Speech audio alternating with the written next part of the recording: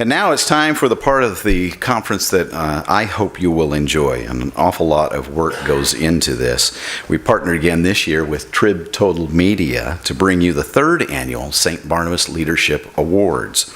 The awards go to business leaders who are committed to Pittsburgh and to all of Western Pennsylvania. They're committed to contributing to the economic well-being of this region. And sometimes we hear the less than positive stories about the economy and some of the struggles we're having, but we also take heart in those who are contributing, trying to make this a better community, and really those businesses and individuals who are the economic drivers of our economy here in Western Pennsylvania. This year we have 11 finalists, and they are in 4 different categories: small nonprofit, small for-profit, medium, and large companies. So let's now meet the finalists. And joining me on the stage to present these leadership awards is Lindsay Burdell. She is the marketing director of Trib Total Media, and she is going to class up this joint remarkably as she comes up. We have had a long relationship with Trib Total Media. They are a wonderful partner, and we are excited to be able to continue the awards with them. So I'm going to call each of the finalists to the stage to be recognized and to receive their award. They will remain on the stage, all 12 of them, and we will take a group photo. And we're going to begin with the small nonprofit category. August Carlino, President and CEO of Rivers of Steel Heritage Corporation. If you're here, come on up. Beautiful. Rich DeClaudio, Executive Director of Workforce Development Energy Innovation Center.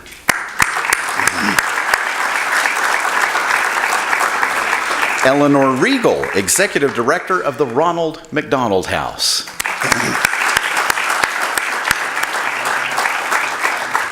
And now for the small for-profit business category. Jim Droney, President of Mount Lebanon Office Furniture and Interiors. Jim apparently brought his own cheering section. Derek Wilson, President and CEO of the Wilson Group.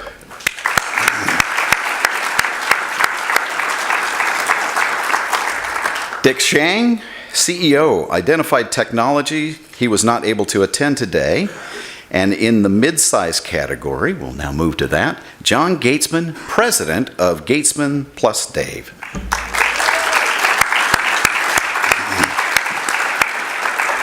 Rich Kaminsky, Principal of Southwest Subway, Incorporated. And also unable to attend was Dave Bush, the CEO of Tier 1. In the large category, Regis Becker, Chief Ethics and Compliance Officer for Penn State.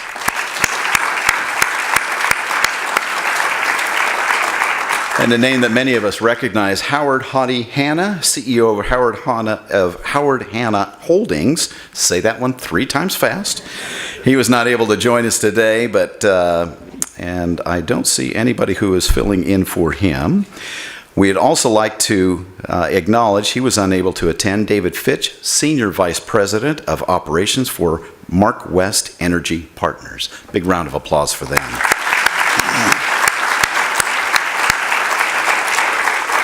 This is an esteemed group of award winners. We're going to ask them to return to their seats, and we will now move into the final one group shot before we do that.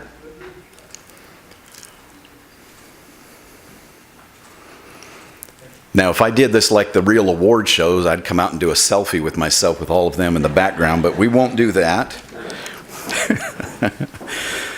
We do want to thank those award finalists, and as they return to their seats, we'll anticipate the winners in those categories.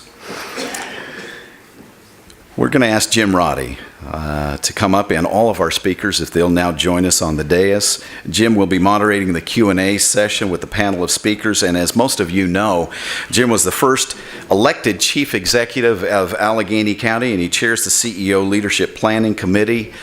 He has been with us through thick and thin, a greater leader we don't have in this area, and he is one of those real gems. Jim Roddy.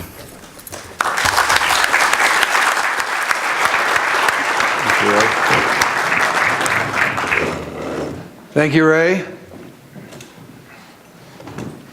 My job is to moderate the panel today, and also if you have questions that the panel is not able to answer, I will provide that answer for you.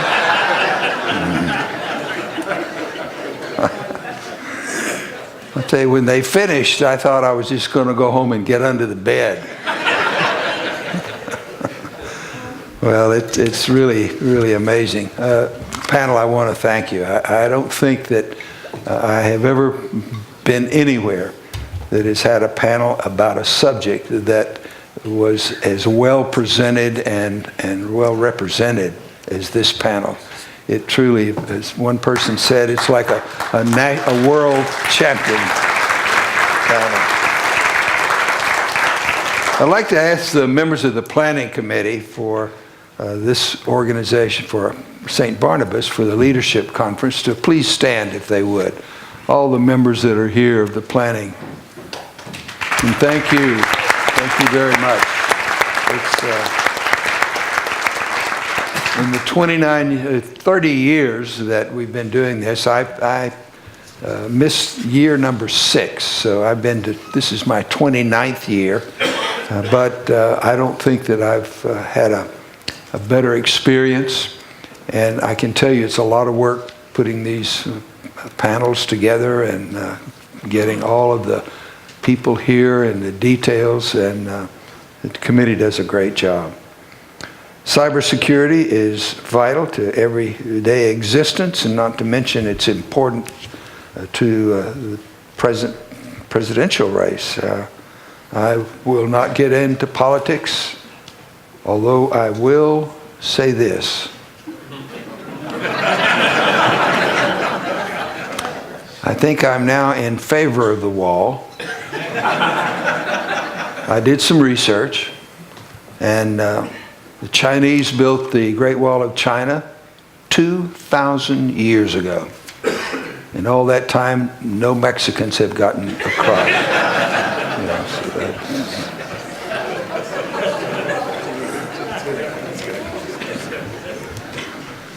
All right, we're ready for the questions, and if you have questions, please either raise your hand and we'll take you a microphone, or I have some questions from the cards that were collected, and we have staff volunteers that will come up and get you the mic. And don't be shy, our speakers are eager to talk. I know how that is. Someone asked my wife if I got nervous when I had to speak, and she said no. He gets very nervous if he thinks he's not going to get to speak. All right. We'll start with one question that was sort of universal among many of the cards that were turned in. I'm a small business owner without an IT staff. How do I know if I've been hacked? Who would like to, who on the panel would like to take that? Keith Malarski. Keith Malarski. Well, that's a very good question, and I guess there's no very simple answer to that. You know, a lot of the malware that's out there or that's utilized is very sophisticated, depending on the actor that you're looking at. The best thing that we could tell, you know, the guidance that we always give is to make sure that you're constantly updating your systems, making sure that you're running a firewall, and making sure, you know, you're running antivirus. Are those three things 100% effective? Absolutely not, but they do help you mitigate a lot of things. When you think of some of the biggest hacks that have been out there really over the last couple years, they've all been because people haven't updated their systems. A patch may have been put out, the IT people or the people haven't updated that, and the hackers found that vulnerability and went in.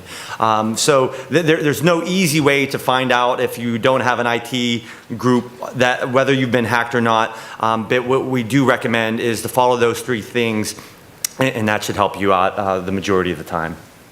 Yeah, let me just add a comment on that. You know, the issue of supporting small and mid-sized businesses is one of the largest single issues facing the Cybersecurity Commission. It's very clear there's a very interesting size effect that's happening in cybersecurity. It's easier for the very large mega corporations to seemingly try to protect themselves than it is for small businesses to do so. And I think this points to this sort of problem we have in the architecture and the human friendliness of this.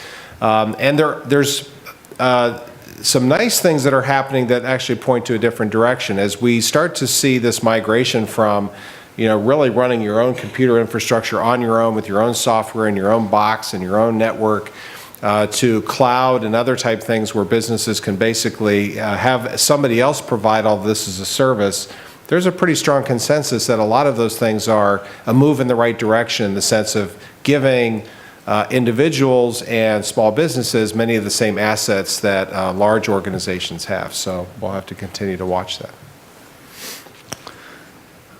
Question, I'll throw this one to you, Matt. Are there any software products or services that monitor a business website, email, or mobile apps? Interesting. I'd have to defer.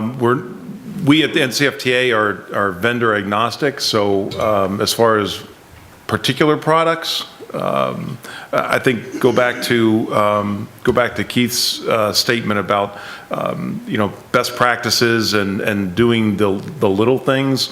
Whether you have a third-party vendor that is your IT security department. There are good ones out there. You want to do your homework and don't just rely on them telling you that they got your back. Tell them to give you some documentation and read it and do a little checking. I don't know if you're going to want to dive into the NIST framework on your own, but the framework is there for best practices and things like that. If you're willing and interested in reading it, I'd suggest it. But at least do some of your own due diligence and not rely on somebody saying that they got your back. Anyone else? Okay. I'm considering developing a mobile app for my business. Are mobile apps more susceptible to hackers than your PC applications? So from a software security standpoint, they both can be equally vulnerable. It gives, anytime you develop an app, really what you're saying is not only am I pushing something out to the consumer, but it's also I'm opening up something on the server side or something within my business for that app to connect to. And so it's another potential point of entry that you have to be very, very careful about how you go about exposing, because while you may be pushing out an app, you have to worry about your customers getting compromised, but you also have to worry about the attackers taking advantage of the infrastructure that app talks to. And so the number one advice is to really make sure you invest not just features, but also invest in good testing and invest in security. It's not just what the app does, but it's also how stable it is and how much effort has gone into making sure that it was programmed properly. Just to add on that too, if depending on the size of your business, if you're going to have the app as well, we have to remember a lot of times with the criminals, they look for the path of least resistance, and also, if you have a very small market share, that would be just very, limited. In addition to following the advice that David said, the criminals play a game of numbers out there, so there is some security by obscurity, that's effective, that the criminals won't waste their time on something that's going to get them the least amount of return. So there is something to play into there as well. Does anyone in the audience want to use the microphone and ask a question? Right there. Thank you. My question's for Mr. Hickton. Could you talk a little bit more about the U.S. prosecutorial reach and how you might be able to defer or actually prosecute more of the international practitioners of this? Thank you. It's evolving. Let me give you a couple of reference points. We're limited by extradition treaty to bring people here. And so, for example, we have no extradition treaty with China. We require, therefore, cooperation with countries that we can't extradite foreign citizens. Yet, we just brought someone here from Venezuela. And some of this is just sheer will. We've had great success with extraditing individuals from places we couldn't extradite from before. And I frequently tell the story that this is a campaign that's very similar to the campaign we did with drug cartels from Colombia 20 years ago. 20 years ago, people said, why are you going to prosecute these drug dealers who are shooting up Miami Beach? You're just going to anger them, you're going to show your means and methods, and you will make Miami worse, and we have no deal with Colombia. Well, today, Miami is much better. The Colombian drug dealers have been sort of run off to Panama. We have extradition with Colombia, one of the bright spots in our extradition portfolio, which is evolving. And so that's an example of saying why we can as opposed to why we cannot. We also have an expansion of forums, and I've been working hard on this and talking a lot about this. The president has 3 major executive orders in this space, and they've all been great, and they've been my playbook. In 2011, he staked out protecting intellectual property. As Chancellor Gallagher said, in 2013, it was the critical infrastructure in this framework. But in January 2015, he issued an executive order off the Sony hack by North Korea, which the FBI director said directly as a result of the work that was done in Pittsburgh, where we can show attribution, we're going to impose sanctions. Out of that thinking, we're going to get very aggressive with Treasury and Commerce, with licensing countries and companies, state-owned companies in our markets, and maybe debarring them if they, drink from the fruit of the poisonous tree, if you will. If they steal from our American companies, so if they hack U.S. Steel, steal our proprietary research, and then give it to a state-owned steel company and let them sell it below cost in our market, which is still the biggest market in the world, they should be banned.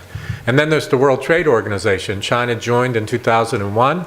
They joined with all the rights and responsibilities. And the U.S. Trade Rep is a forum that's going to, in my humble opinion, have to grow to catch up to the speed of the need. And we're going to have to begin to file more and more trade cases. So there's a lot going on, and it's evolving. But thank you for the question, and it's great to see you again. And just to add on to that too, with the international aspect, some of the things that the FBI is doing, that we're actually doing here locally, the international cooperation is just paramount in this space. So one of the things that we do every year that we've done, I think now the last 5 years, is we have a thing called the International Task Force, and they actually come in and sit in mat space over at the NCFTA. And it started out with maybe 5 countries that we brought in where they would come in for 3 months and embed with us. And now what did you have last year? 15 different countries that came in. And so we're constantly looking to expand because the thing that we have to do is get the subject matter expertise up in places like Bosnia and Romania, and get those investigators to understand the threat and be able to prosecute people there where we may not have extradition treaties. So really at the end of the day, we would love to have somebody here in Pittsburgh, but if we could just take them off the street and they spend time in a Turkish jail or something, that's a good thing too. So we're continuing to do that, and we're doing it right here as well. Yeah. I could actually jump on this one as well. As a former Commerce Department official, one of the interesting things about this area is how vitally important the global aspect is.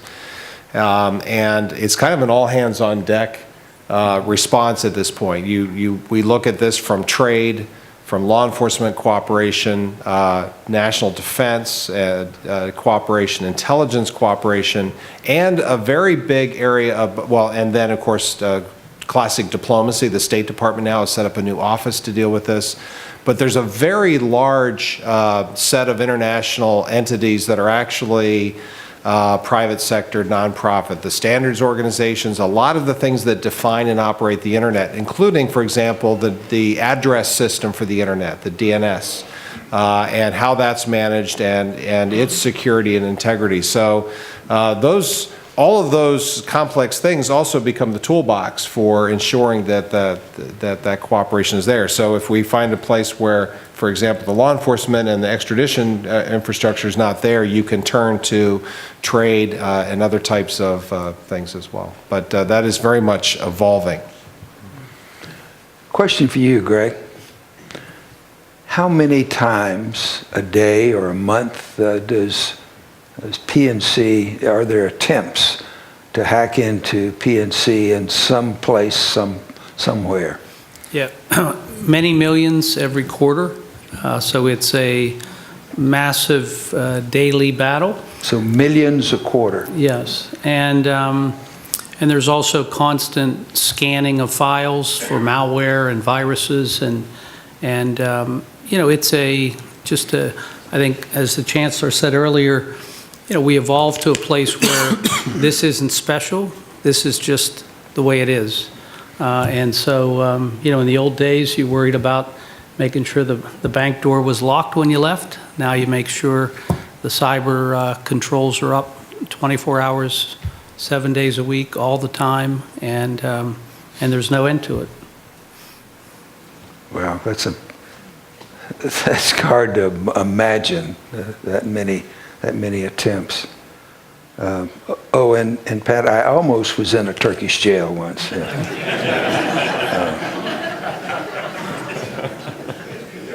Back in my Marine Corps days.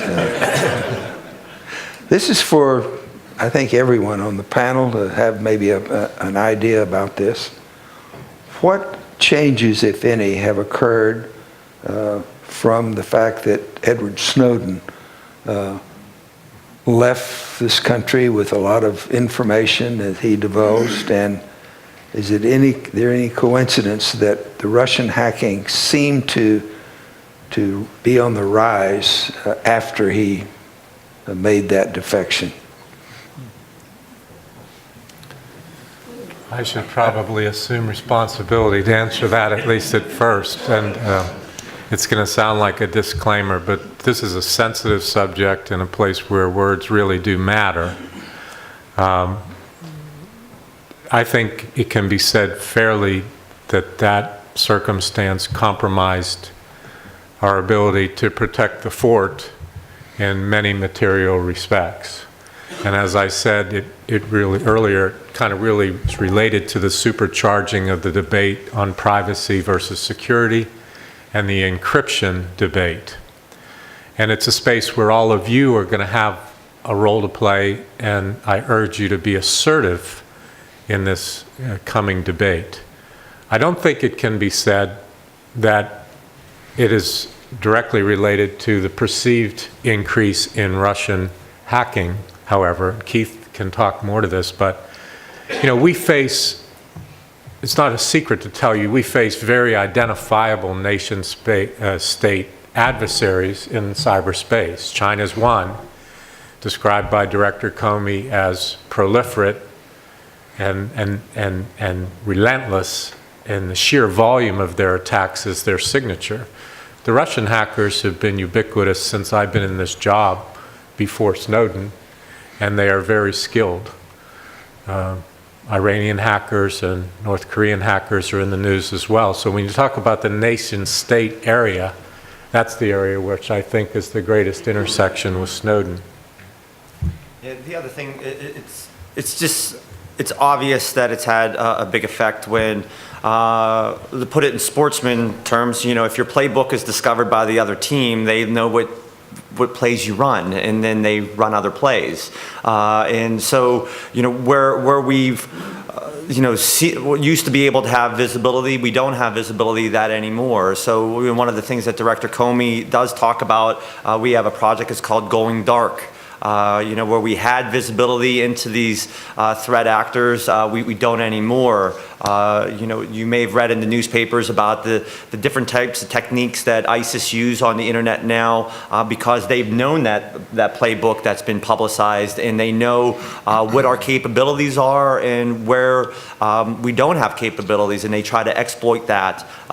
So it's had a tremendous effect, on our ability to identify things. And I might say, to prompt one of the other panelists, this might be a good point in the discussion to educate the audience about the dark net and just the general discussion about the dark net. You want me to take that one? The internet is a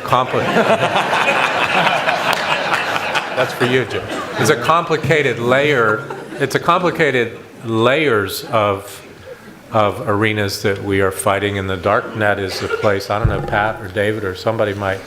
Well, I wanted to, let me touch on one Snowden issue that's non-technical. I implied in the question was, the spill of our know-how. And of course, it was the playbook that was really not the intelligence collected. So it was a very damaging espionage moment. But the other thing it was a massive insider threat. So there's been, one of the consequences has been a real focus now on the role of insiders in organizations and the fact that humans are part of this system as well. This is not just about technology. The other one was the massive effect this has had with relationships. You remember, a lot of what was disclosed was the activities of our intelligence agencies with other countries. And the amount of disruption that's caused in those relations, whether on the public side or in the back channels, has been very serious, and it sort of undermined the trust and framework that's needed for multilateral agreements. The other one that's actually been very visible that you've probably noticed is this growing tension between the government and our companies, particularly the data and tech companies, with very open battles about whether it's encryption or whether it's request to information. Part of that is being driven by Snowden, in the sense that this loss of confidence and the fact that these companies sell around the world is creating a tension with their perceived proximity to the government. So there's been a lot of secondary effects with Snowden that I think we're continuing to work through. I'll just make an observation. The government and companies have to work together here. This is interesting. Our government is based, and its responsibility is to protect all of us and to support us.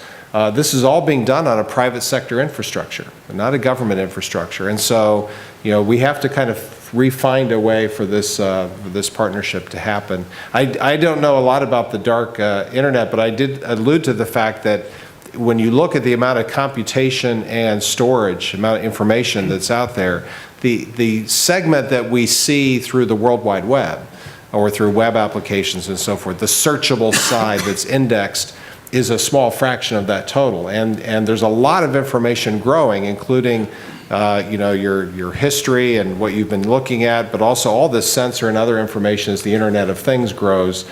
That's going to be a very, very large side of this. Well, first I want to address the Russia thing. They've always been awesome. So I think we're just seeing more of it. And there's other countries that are awesome too, like Israel, South Korea, and so on. Just technically advanced, and China really it's about the volume. So David mentioned the dark web. For those of you who don't know, the dark web is somewhat ill-defined, but at a high level it's considered the part of the internet that's not indexed by search engines.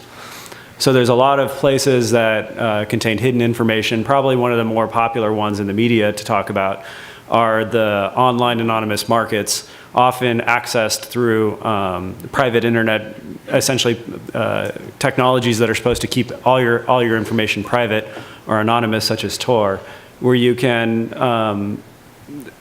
go and on the bad side or the criminal side, you can think of these networks as being used for things like selling drugs, or you can hire a hitman to kill someone, and you can go. These are really sophisticated online markets, and in fact, there's even review systems. So I can go out and when I go buy heroin, I can make sure the guy has 5-star reviews. So I don't know if that's a pro or a con. And in fact, if you go on these sites, you may think that, when you get these, advertisements for Viagra, that they're actually fake. It turns out a lot of them are real. The dark web is one place for doing essentially arbitrage on pharmaceuticals. If a pharmaceutical is cheaper in another country, they'll sell it over the dark web here. And that obviously has IP. I do also want to touch because it's a really polarizing subject, this dark web, that it's always used for bad. Sometimes it's used for good. So you see people like journalists and freedom fighters using these sort of technologies to get information out of places that would it'd be very hard to get out of, places like North Korea. And so that's why there's no easy answer from really a political landscape. From a technical landscape, we do have the ability to make most transactions anonymous on the web. And so often the police for the dark side are going to rely on good old-fashioned police work, and the FBI is great at that. But I also want to highlight that it's not such an easy subject to say because it's dark, it's bad. Sometimes it's being used by good people in other places. Question? First, good morning, and I think we all thank you for taking your time this morning to share your expertise. I'll probably be a little wrong with the detail. We read about that the United States is contemplating giving up some governance or control over the internet, if I'm using the terms right. So any comments on that? Thank you. Well, I can have one plug. On December 2nd at Carnegie Mellon, there's going to be a panel of world experts that talk just about this issue of internet governance and what it means in a post-transition world. So I think the agreement's essentially already on the table. I want to be clear, from the technical perspective, the US has never ran the internet. It's always been people who resided in the US because much of it was set up here from the early ARPANET days. But the idea that the US owns somehow the internet, from the technical perspective, has always been more a matter of convenience than policy. Maybe others can speak to the policy aspect. Yeah, I can touch a little bit, since some of this was within the Commerce Department. So one of the things that you might be referring to as well is the so-called ICANN contract, which is again where the domain name and the DNS sort of things are managed. This started out just because the technology started out in the United States, so it had a very US-centric approach. And one of the things that was done very early on was to not have it managed by the government, and to form this entity called ICANN, which is the International Consortia I can't go through the acronym, but and that contract for ICANN was supported by the Commerce Department. So what's happening now is in the spirit of making sure that this remains sort of a global organization, and so the removal, if you will, of government control is actually a misnomer. It's just changing the contract support structure so this remains a global function. I will tell you on the governance side, what is interesting is actually the opposite. A lot of countries who have concerns about the presence of this massive interconnected communication network in their countries that they can't fully control, who want to manage, dissident voices or control information, would love to assert control over that infrastructure by their governments. And one of the ways they do that is by mapping, and we talked about how, reusing old policy, mapping things that they did, for example, in the telephone or telecom world, in trying to provide that regulatory framework. The United States position has been, you have to be very careful with that. These are not the same things, and we prefer these, what are called multi-stakeholder vehicles, where you preserve the intrinsic global nature of this and have a different forum. But this is a place where if we make some decisions based on analogy with old approaches, you could end up, basically breaking this up or having this reduced to a set of conflicting national interests. And I think the way, we would have viewed this is that the U.S., its own core national interests are best served through this multi-stakeholder approach. We have a strong voice here. Our companies are leading voices, our technical experts are leading voices, and our national interests are best aligned through this other approach.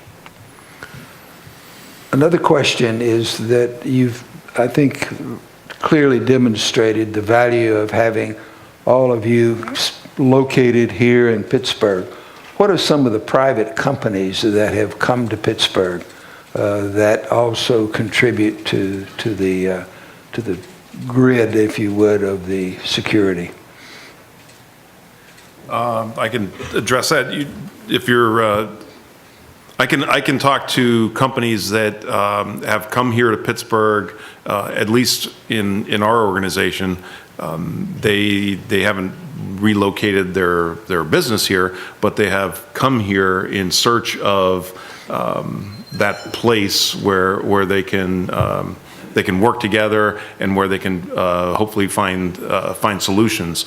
And so they come from all over the country, large companies that maybe don't have a presence here, but they have employees that are dedicated here, detailed to Pittsburgh, and so they live here.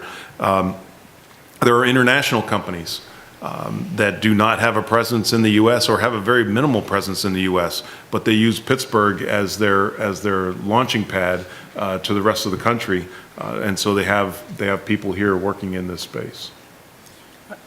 You know, Jim, from a private company standpoint, so it didn't bring PNC here, but as we've added additional cyber talent, we've recruited people from all over the world, and one of the reasons they come here is to work for a bank, a good company, but also because they get to be part of this, this sort of organism of organizations all working together at the highest levels, and so we've used that to help bring talent into Pittsburgh. Jim, I'd like to add, I've said this publicly before, but there are no better models in my experience than PNC and the University of Pittsburgh, who have made the investment in this cyberspace, not only for the good of their organizations, but for the good of the community and for the good of the country. They have really taken steps to increase the width and depth of their bench strength in this area. One example at PNC is Mike Rodriguez, who when I arrived was the head of he was the special agent in charge of the FBI here in Pittsburgh, and I think his title is compliance officer at PNC. Yeah. That's an example. And the University of Pittsburgh has done a similar effort to invest not only in their IT capacity, but in their technical capacity for cyberspace. We all benefit from it, and I cite those examples because I want other companies to make the same investments. So we've hired real superstars from throughout law enforcement and the government, and one of them was leading the legal department through the planning phase of this mock cyber exercise that I mentioned earlier. And so we were kind of waiting for the laptop to get fired up. So I started to interview him in front of the legal department, and I said, so how long have you been at PNC? I've been here 6 months. Where'd you come from? He was at Homeland Security. He was one of the guys in charge of protecting the homeland from a cyber perspective. And I said, okay, what did you do? He said, well, we worked on, scenario planning. And I said, well, like what? He said, think of the scariest thing you can think of. I said, okay. He said, way scarier than that. So I determined he was going to do just fine at PNC. Some particular things we can be proud of. At Carnegie Mellon, for example, since 2011, we've had a competitive hacking team. Actually, the world's best hacking team is at CMU since 2011. 3 of the past 4 years, we've won essentially the Super Bowl of hacking. So all over the world, there's these hidden competitions, dark, if you will, at places like DEF CON, where we have people who come in who have 0 days. One of the guys we compete against could own 85% of the browser market, and he was like 22 years old. He makes $916 a second, by the way. Computer security is a good career for 0 days. So CMU has won it 3 out of the past 4 years. If you look at the Jeep hack, which was in the news, where Jeep Cherokee was taken over and driven off, the guy who was investigating that and leading to safer car security measures, his name is Chris Valsack. He proudly wears a T-shirt that says 412 on it. He's here. Yeah. Other things that we can be proud of beyond this, most of the advanced cyber training for the DoD is happening either at Fort Meade with the NSA or happening in Pittsburgh out of Carnegie Mellon with things like the CyberStakes platform. We've won the Cyber Grand Challenge. If you look at Google and the sort of security and privacy implications there, such as choosing which ads to show you and deciding how much is too much. Many people think Google is a California-based company. Nothing could be further from the truth as far as the machine learning algorithms that actually make money. Those are all Pittsburgh, part of the Pittsburgh Google presence. And so you see it growing, and it's really the part of Google that's really most central to this issue of security and privacy, such as, what personal information do they keep and how do they make decisions about how to use that for advertising. So there's a tremendous amount to be proud of, and I think this is really ground zero for cybersecurity and privacy. Yeah, CMU is just unrivaled in this area. I read the book No Ordinary Disruption on a long trip. I commend it to all of you. And I also have a list of books on cyber proficiency that I circulate through the DOJ, and we actually have a thing called digital learning that we teach people basic digital proficiency. I think part of our job, all of us, is to increase the intelligence level of people in this area. But if you read No Ordinary Disruption, CMU and Pittsburgh are all over this book about where we're going and where we're headed. I mean, I don't think you can overstate it. It's just sort of a given. Hey, Jim, let me give you sort of the the cautionary side of this. So this kind of reminds me of the most livable accolades that we routinely get here. So it is true that Pittsburgh has really an unmatched set of capabilities here. The talent, the schools, the partnerships with the federal government, whether it's an FFRDC or law enforcement, the companies that are based here. But I will tell you that this role in cybersecurity, which I think is leading in the country, is largely unknown. We are the best kept secret, if you will, in this area. And I think when you look at this from an economic development perspective, and can this be used to attract companies, we haven't even really begun on that. And I think that's sort of an undone or an unfinished bit of business that we should do, because I think we have some advantages. We're not in Washington, D.C., where that trust is low. We have this core capability, and we have this habit, which I think is the key ingredient, of rolling up our sleeves and working together. Matt, and your organization and Keith, yours in terms of working together are key ingredients, and I really think we have to build on that. One of the great advantages that we have in this community also is our healthcare system. What is the greatest challenge from an internet or hacking problem to the healthcare system? Well, let me start, because I've been thinking a lot about this. We announced with CMU and UPMC a year and a half ago the Pittsburgh Big Data Alliance. The reality is healthcare is very quickly becoming an information-driven operation. Almost every aspect of not just hospital operations, but clinical operations, your health, your interaction with physicians, the way care is delivered, public health benefits, research, and this will only accelerate as we move towards this incredible promise of precision or personalized medicine, where you're not treated as an average human being with statistical variation, but in fact everything is dialed into your genome and your body's makeup. That all requires incredible amounts of data, and we have only really begun to put together that sort of massive data infrastructure that will support that. I think one of the things that is sort of the need right now is to sort of move in that direction, while at the same time addressing the security and privacy. What's really special about healthcare is that, I don't know how you may feel about, somebody seeing your banking records or, what you've been shopping for, but getting into your personal health data, for most of us, is one of the most intensely personal things that can happen. And we in principle own that. That's our data. And so that privacy protecting infrastructure that will have to be built alongside this is one of the great challenges that's out there. I know it's been the topic of many recent reports from the President's Council of Advisors on Science and Technology, but we have to get that part right. Any other questions from, yes? Yeah, actually, it's, I guess, a two-part question, and it kind of depends on what you just said, which is there's becoming more and more data aggregators that are out there that are just gathering and gathering and gathering and selling, trading data. I mean, is there anything that's happening to try to manage these massive hubs and to put, some degree of too big to be compromised labels at certain points on them? So that's kind of part one.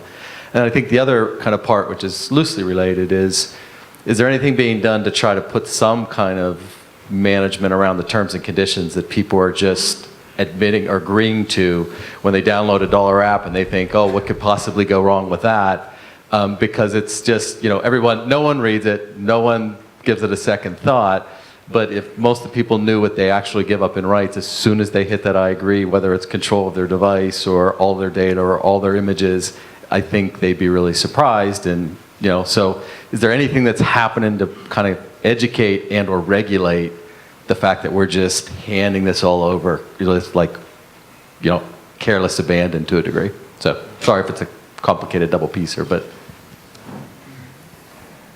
So let me talk about some of the discussions that we've been having through our public hearings on the commission, and which by its very nature is looking forward and not so much giving you what you asked, which is what's happening now. But there's a great deal of concern about how do you protect what is now becoming such a massive and persistent amount of data that, controlling this the way we used to control it by putting controls on what you can collect or how long can you retain it before you need to destroy it.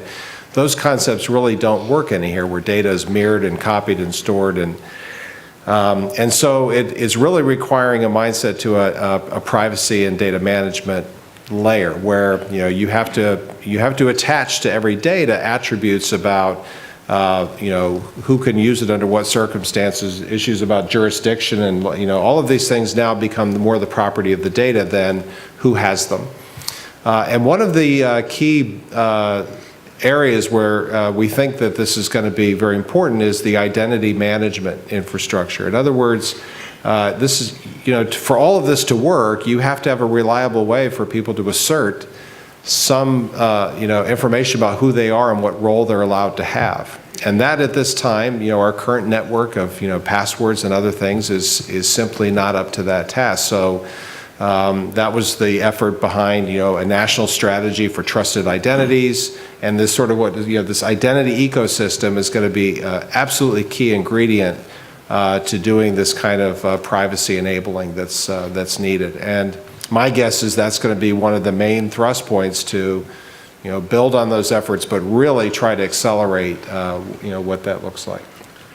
In the financial industry, we're well aware of this because we can see in the customer base, and this is across all the big banks, people like to work with the data aggregators in terms of their financial records. So you can look in one place and see all your stuff. The problem is the group that may be holding all that information doesn't have as robust a set of cyber protections, so you're more at risk. So the banks are trying to provide that service, with the more robust cyber protections. The same with person-to-person payments. All of our kids, shoot $25 to each other on Venmo. And it goes right into their bank account, which is really cool. The problem is their cyber protections protecting that bank account information aren't like the banks. So the banks are now developing that service or product to try to give the customers what they want, but also protect them from the risk. Because ultimately, if our customers are using Venmo, and somebody gets through Venmo their account information, accesses their account, takes their money out of the bank, because we're in the trust business, we're going to have to deal with that. So we're trying to come up with those kinds of products and services to meet the customer demand, but take away the risk that comes with some of these other ways people are meeting that demand now. These intersection points are kind of like looking through that toy you had as a kid, like a kaleidoscope. So we talk in terms of privacy versus security, but if you turn it a little bit to the right and you're more interested in ease of access and using apps and available information quickly, then your balance of privacy versus security changes a little bit, doesn't it? Because you might be willing to give up a little more privacy and security if you really need that stuff quickly. And then if you talk about medical records, like the question, who would not want to protect medical records? And it was very important early in my term that I did 2 and made them very public HIPAA cases, because I thought, given where we were going, it was really important to say that we're going to prioritize anyone who violates HIPAA is going to get prosecuted federally. But we've done a case with UPMC. That Venezuelan extradition I was talking to you about was a hack into UPMC. It was really not to steal patient data, but it was to steal employee data for purposes of stolen tax return identity fraud, which is another issue. People steal your data and then quickly file an easy return. And the little secret that we learned was that we weren't really quick enough to stop that, so it would be discovered often when the actual legitimate taxpayer would file their return and be told, well, you actually got your return already. So we've patched that, if you will. But this proliferation of data and use of all the places that you're photographed during the day when you use your Mac machine, that your car has data on it, that your Fitbit has data on it, and all the data that we put out there put us in the position that the next turn of the kaleidoscope is this. Are you safer in New York City than you are in Mayberry? Because if everything is out there, our whole world in law enforcement is based on your expectation of privacy. If you surrender that everything is out there and there's nothing really private, then there's such a volume of data that you're kind of like in Times Square instead of at the town square with Andy and Barney. And this is just going to evolve, and the people who really, original thinkers who are going to decide these questions are the Pat Gallaghers of the world, and that's why we're so lucky to have him. But you have to speak up, and I urge that you have to speak up being informed. Because if you engage in the privacy security debate and the access debate and the big data debate, you have to understand how much information is about there. So like if you have I got in trouble saying this on TV with one of our grocery stores, so I'll be careful. But if you shop and you use a card, you know that your shopping patterns are available. You know that, right? So I got in trouble with my wife. We have 6 kids way back when. And when she was keeping it secret that we were pregnant with our first child, and we started getting advertisements for Pampers and Enfamil, and I was the villain. I had told the secret, but we had started to look for cribs. And all of a sudden, we're starting to get all this baby stuff. It's just a very interesting world out there that I think most in the public don't understand. Let me, because this is a subject near and dear to the heart of Carnegie Mellon, because we're the Security and Privacy Institute. So we've touched on a lot of the policy. I think there's 2 points I'd like to leave you with. First is you need to start teaching your kids about privacy early, because they're going to have access to things and be making these decisions early on. My kids have iPads. And so that's the first thing just to put out. And the second is really a question. Companies collect this data because they make money from it. And so there really is this business debate also that's part of it. And it's something that's worth thinking about. Where should be the line when you can make money based upon personalization to either healthcare or to targeted ads? And where do we want our society to be? And I think that's something that we need to think about. I don't have an answer there, but it's worth thinking about from the economic standpoint. You can make money by getting more information on your customers. Where should we be as a society?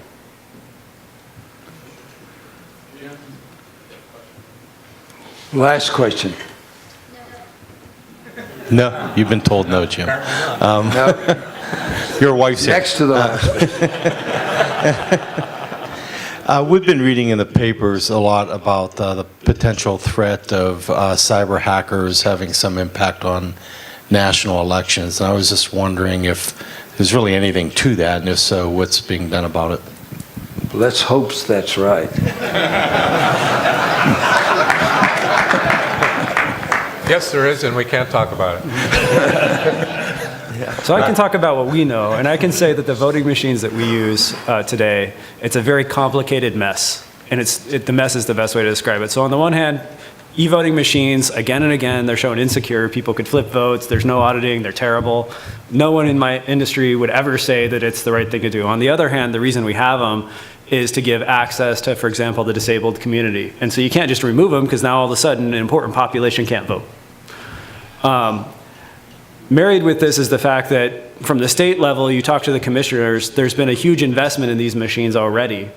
And so they're kind of at the mercy of the voting machine suppliers to do as they will.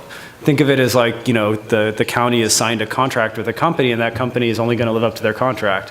And security and privacy, they'll say that they do it. No one says they don't do it, but it's been shown to be subpar. And so whether this election is hacked or not, no one can say. And I think that's the most scary part is as we move to electronics, there's not enough audit built into these that at least as a computer security expert, that there's not a huge danger in certain places. But the election system is a 50-state system, as you know. It's state by state, and there are redundant systems in most states. And I think we can say that I don't think you should walk away from here feeling lack of confidence that we can protect the integrity of this election. But it is fair to say that we are on alert and working on it. Yeah, this was an area that was a responsibility of NIST to help work with not the Federal Election Commission, but a separate commission that was set up. And this was following the 2001 hanging chads, right? So as a country, we pivoted from a defect with a paper-based system and moved to an electronic balloting system. I will tell you that, David's exactly right. The tension that is played out is between, and it's an ironic one, that the computer community is saying, do not use highly internet-enabled voting technology.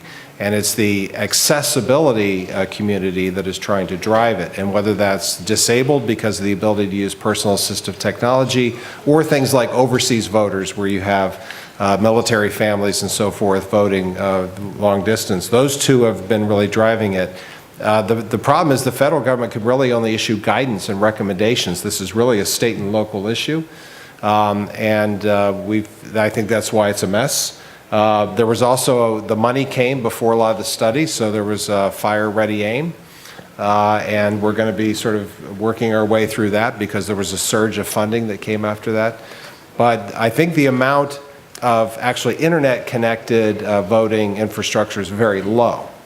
That's the good news. The bad news is I don't think you have to do a full compromise. I think, a disinformation campaign that just has people questioning the integrity of a voting result would be pretty bad already. And that's one of the things I worry about is somebody just, releasing voter registration records and implying that that meant they had access and doing things like that could be damaging. Just to capitalize on that, and some of the things that we're doing at the FBI that we're doing is that I mentioned earlier, we're getting some of these classified indicators, unclassified, getting them out. What we're doing here locally, just to kind of tell you locally what we're doing, is we are engaging with the State Board of Elections. We're getting that information out to them to look at their systems. And that's, I think, the big thing, and this is Keith Malarski's opinion from what I know, not necessarily the FBI's at this point, but I think that's the big thing is the perception out there. We're doing all the online voting. There's the perception that this is insecure. If our adversaries could have that thought in people's mind that the election wasn't fair some way. That's the one thing that we've always had in the United States is, even when we had contested elections in 2000 and 1960, really at the end of the day, we had a nice peaceful transfer of power and everybody accepted the results for what they were. But if our adversaries can get that thought that really wasn't the case, that the election wasn't fair, then they succeed in that, whether they hack the machines or not and really physically manipulate it. Is there a way that we can limit the number of advertising on television? Do you have an app for that? Last question. Anyone? I see a hand up.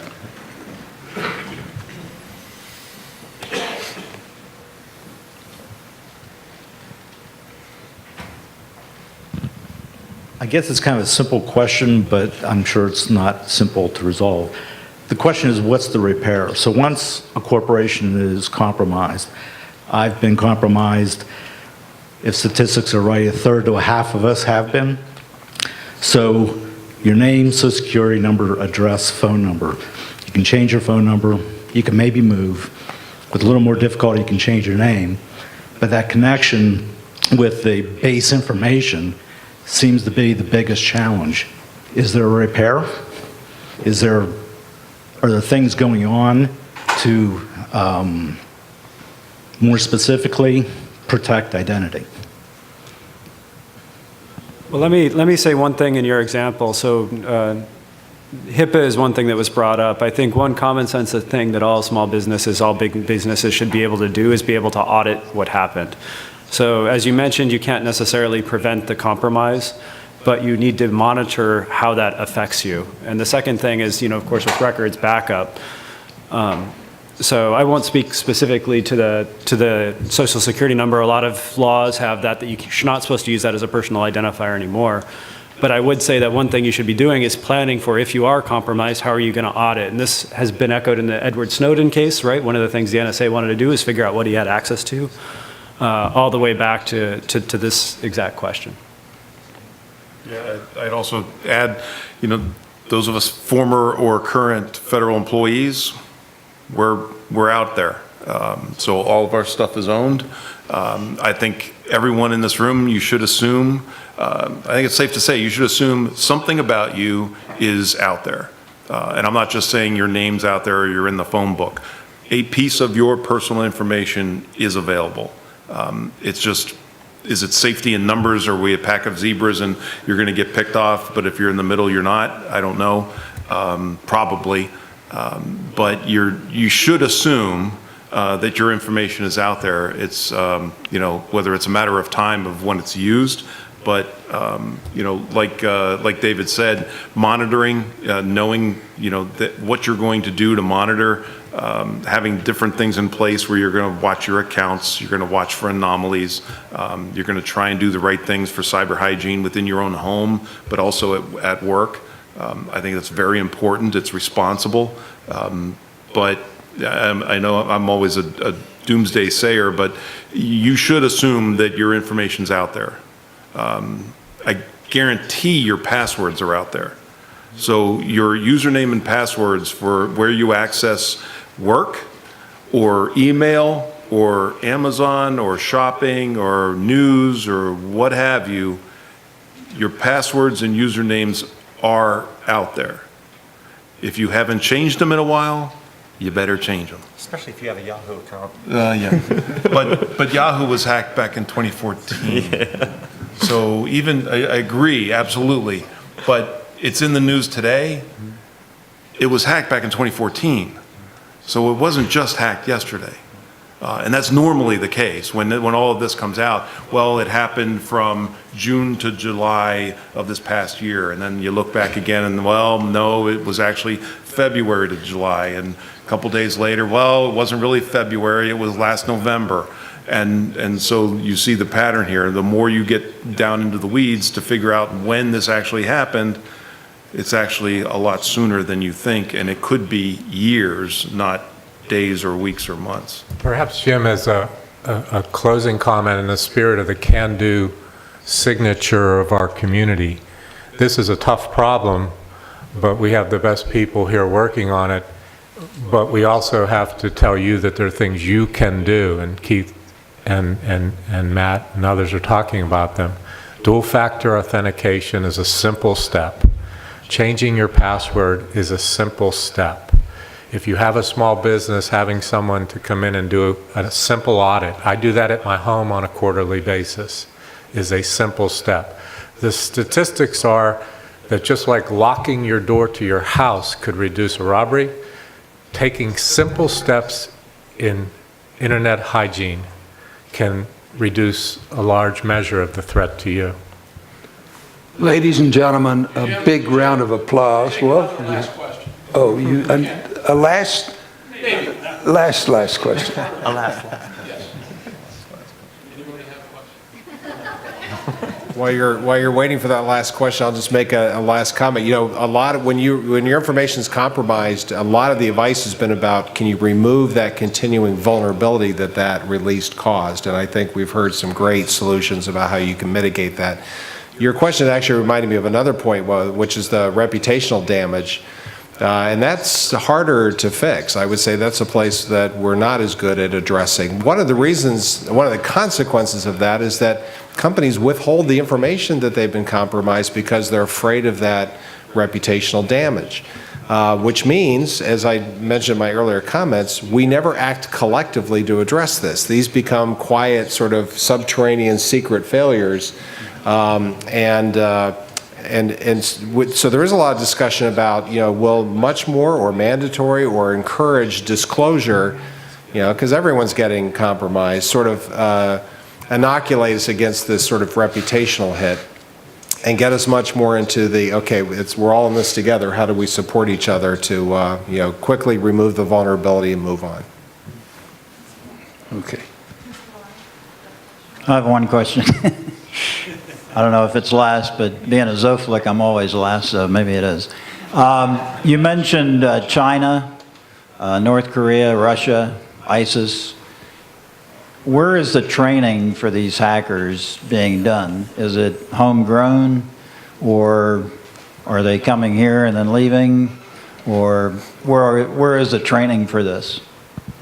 Well, for younger generation, you know, the people that are in their 20s, you know, they grew up their whole life. They don't know life without the internet. So it is just natural for them to. So when you're looking at ISIS, which is generally more younger people in that, you know, they've just grown up with the internet, and that's just life. You know, my 15-year-old, he's been on the internet since he was, you know, 3 or 4.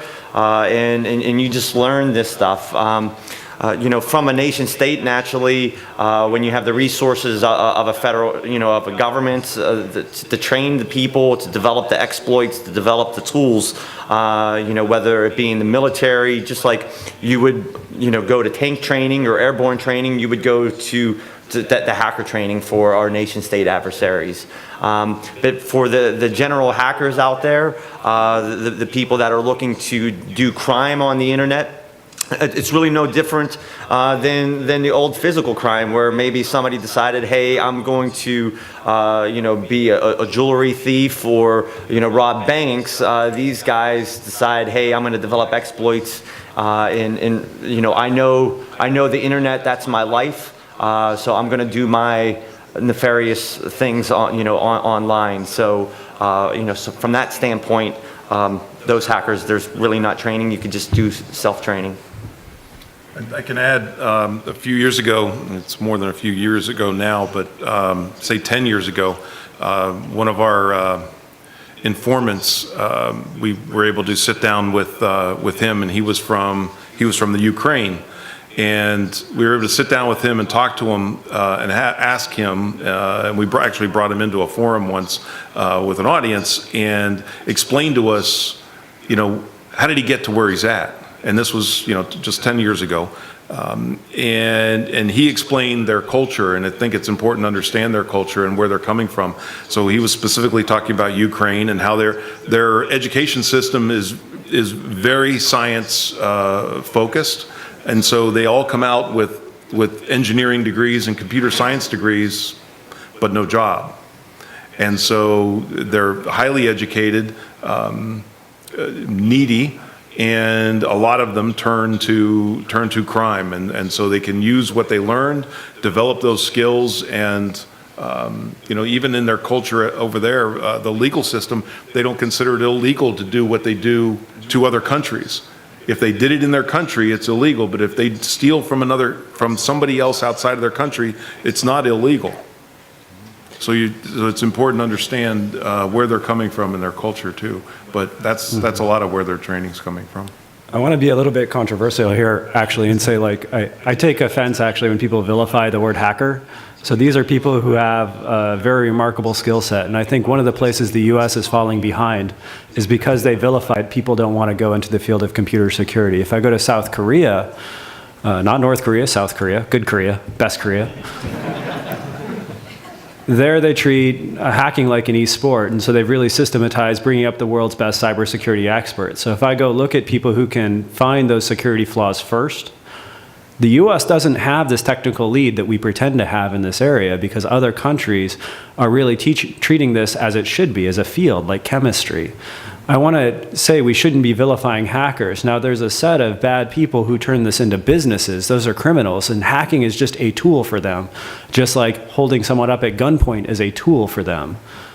I think when we start equating hacking with crime and saying those are the same thing, we're really putting ourselves into this negative spiral of saying you can't study computer security, and we should make sure we avoid that if we want to survive in this realm.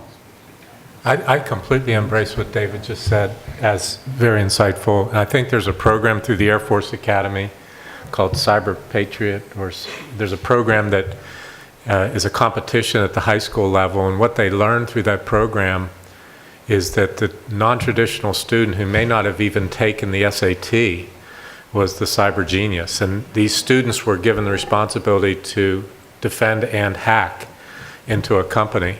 And the winners were getting scholarships to our great institutions, and they might not have even intended to go to college, which supports Keith's comment. There's gaming teams being developed in certain colleges now. So this is the world, and we need to reform our thinking. I think one of the great things about this challenge, again, I think this is part of our signature here, and I'd probably say it's the positive quality that the others on the panel have. There are original thinkers, and then there are people who recycle the thoughts of others.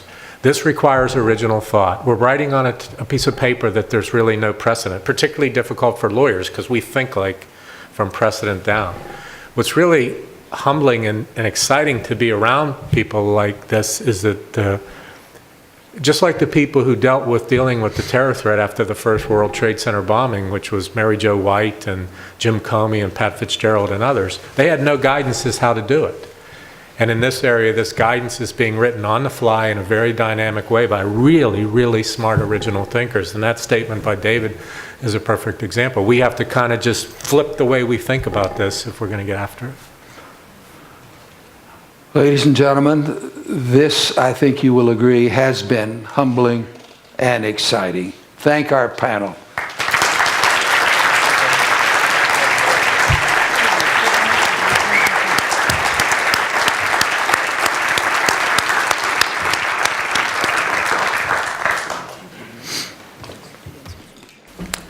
Thank you, Jim, as always. And again, thank you to our panelists. Very, very impressive. And Jim, you had asked the question about limiting television commercials, and I can answer that one for you. No. I have 4 children in their college educations that would like to meet with you in the lobby. We would like to thank our panelists. We'd like to thank the finalists for our awards. We'd also like to thank you, the audience, for being here. I don't think any of us could have attended here and walked away with more valuable information. It's just terrific. We're so pleased. And now it is time to reveal the winners of the St. Barnabas CEO Leadership Award, sponsored by Trib Total Media. And Lindsay Burdell of Trib Total Media will come up and stand by that table over there. And somewhere we have soon the award, and because these are delicate in nature and quite heavy, we will ship these to the award winners. Mr. Bogart, don't drop that. But they are lovely awards. These are designed by a local artist, Ed Kachurik. The award is rather heavy and delicate, as we mentioned, so we will ship those. And I would like everyone, including our speakers, to remain seated as I call out the winners. And they'll come to the stage near where Lindsay is, and we have a microphone set up there. And if you would like to share a thought or two, be brief, we would appreciate that. Again, we are pleased to acknowledge these business and community leaders for making a difference in the way that they have. In the small nonprofit category, the trophy goes to Eleanor Regal, Executive Director of Ronald McDonald House.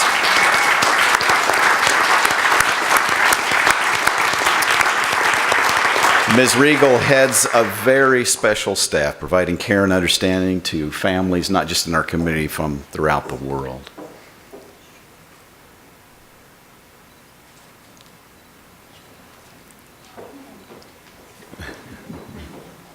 The obligatory photo.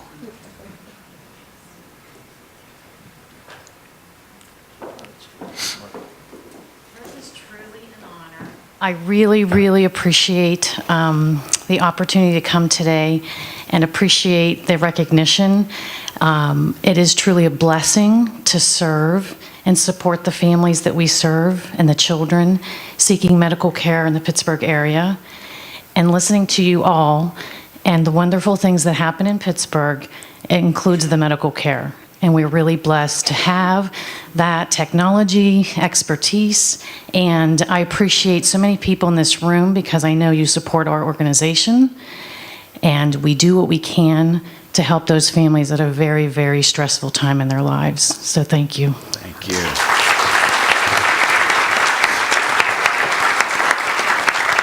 That is a wonderful organization. In the small for-profit business category, the award goes to Jim Droney, president of Mount Lebanon Office Furniture and Interiors.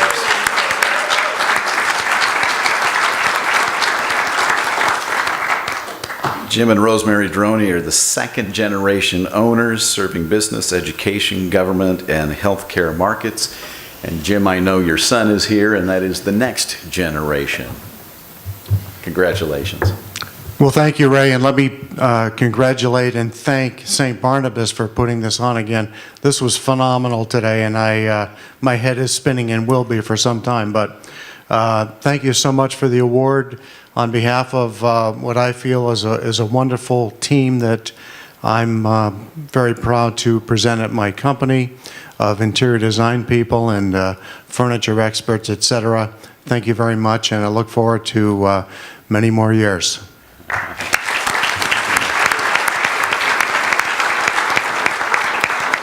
In the mid-sized category, the winner is John Gatesman, president of Gatesman Plus Dave. Gatesman Plus Dave is one of the Northeast's premier marketing communication agencies and was named one of the best places to work in Western Pennsylvania 7 straight years by the Pittsburgh Business Times. Remarkable organization. That is one heavy award. I'd like to thank St. Barnabas as well. This is an awesome event. And driving around here all these years, I never knew this theater was here. It's just incredible. We started the agency in 2006, and we're actually celebrating our 10th year anniversary coming up here later this month. And going from 3 to now 82 people, I have to tell you, I'm the least of the success we've had. It's really based on the tremendous staff that we've built. I'm a big believer in the theory of hiring the best people. You win, you don't, you lose. It's that simple, and so far, that's worked out well for us. So thank you again. I'm humbled, and I'm very appreciative of the award. Terrific. We love those homegrown businesses. That's a great success story. In the large business category, the award goes to Regis Becker, Chief Ethics and Compliance Officer at Penn State. In this role, Becker was responsible for the development of Penn State's comprehensive program of institutional ethics. I think we started rare in today's the business. nonprofit and the for-profit.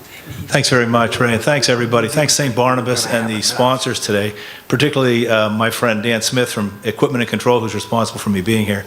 Let me just accept this award very humbly on behalf of my colleagues at Penn State, who, as you all know, have been through a tough time and get up every day to make a great university even greater. Thanks very much. We'd ask the four if you would come on stage if we could get a photo with that group. And how about another round of applause for these award winners?